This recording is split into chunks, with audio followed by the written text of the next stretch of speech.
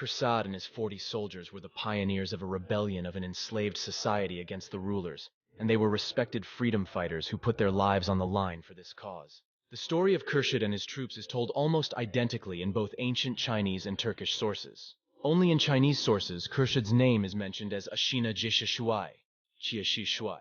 Kurshad was a Gokturk prince who lived in the 7th century. His real name is Su Tegan.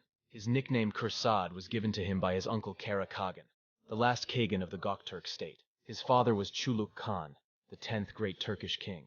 By 621, the Gokturks had become stronger and richer as a result of the wars fought and the unification of the Turkic tribes, and were experiencing one of the brightest periods of their history. However, with the murder of Chuluk Kagan by poisoning at the end of the conspiracy of the Chinese in 621, the great Gokturk Khaganate entered a period of serious crisis. After the death of Chuluk Kagan, his brother Kara Kagan became the ruler, and his marriage to the Chinese wife of his deceased brother, albeit in accordance with ancient Turkic traditions, caused unrest. This is because it is alleged that the poisoning was the result of the poisoning of Chuluk Kagan's wife, I Ching, a Chinese princess.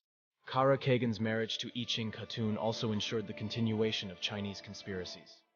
As a result of I Ching Khatun's intrigues and Kara Kagan's incompetent policies, the rebellion of some Turkic tribes against the Turks in the years of famine as a result of the drought and cold at that time negatively affected the lives of the people, and the increasing Chinese pressure made everything even more difficult. Taking advantage of these developments, the Chinese sent a large army north to the Turkic country. In 629, Kara Kagan was defeated in the battle and was captured by the Chinese along with 100,000 Turks. Thus, the Eastern Turk Empire collapsed and fell under the captivity of the Chinese Empire. Kara Kagan and thousands of Turks were taken to Saigonfu, the capital of China.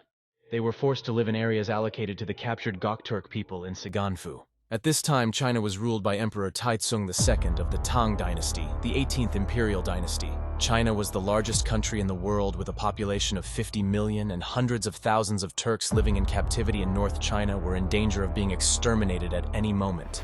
In order to assimilate the Turks, the Chinese had appointed Gokturk nobles as salaried officers in the imperial army. However, this tactic did not work, and Turks started to look for opportunities to regain their independence and re-establish a state. At that time, Kurshad, like many other Gokturk nobles, was an officer in the Chinese ruler's army. However, he never lost his true identity and was waiting for the day when he would draw his sword for the freedom of his nation. The Turks, who had been the masters of the whole of Asia for centuries, were waiting for an opportunity to get rid of this bondage. Finally, in the 10th year of captivity, in 639, on the initiative of the young Gokturk prince Kurshad 40, Turkish nobles united to form a revolutionary committee, and Kurshad was appointed as the head of this union. Kurshad's only condition in accepting this mission was that he would not be recognized as the ruler if the revolution succeeded. He did not want it to be thought that he was engaged in this endeavor for personal gain. The sole and ultimate aim of Kurshad and his friends was to expel the Chinese from the Turkish homeland and to liberate the Turks living in captivity in China.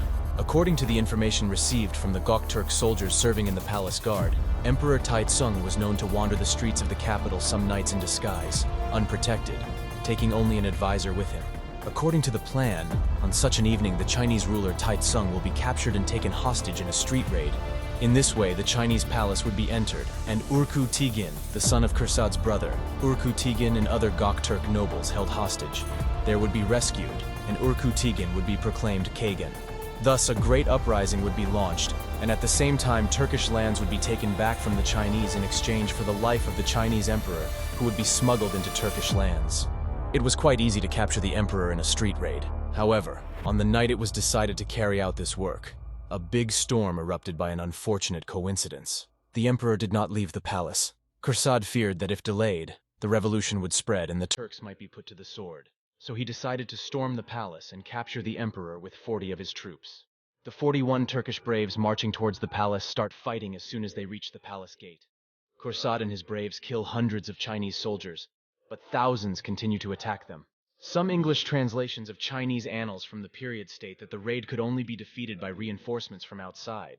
Some of the Gokturks were martyred fighting inside the palace. The surviving Gokturk soldiers leave the palace under the leadership of Kurshad and march towards the Bay River. Their intention is to cross the river and ride towards Otukan, but they can't cross the bridge because the rising waters from the torrential rain have washed it away. They fight for the last time with the Chinese army coming right behind them. A handful of Turkish braves fighting against thousands of Chinese soldiers were martyred one after another. At the end of the conflict, only Kurshad is left alive. He fights alone against the Chinese ruler. In the end, he too is martyred. On a dark and stormy night in 639, the unimaginable palace raid of Kurshad and 40 valiant Turks shook the Chinese to the depths of their hearts.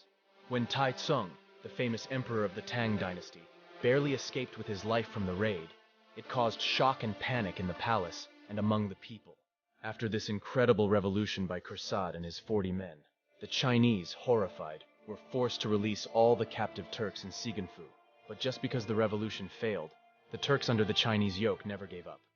A wind of freedom began to blow in all Turkic provinces, which could not be resisted by any force. The story of Kurshad and his 40 soldiers spread by word of mouth. It became the subject of many legends and had a stimulating effect on the national consciousness of the captive Gokturk people. At the end of the 43 years that followed, in 682, under the leadership of Iltutmish Khan and Bilge Tonyukuk, the grizzly-headed banner was raised again, and the second Gokturk state was established.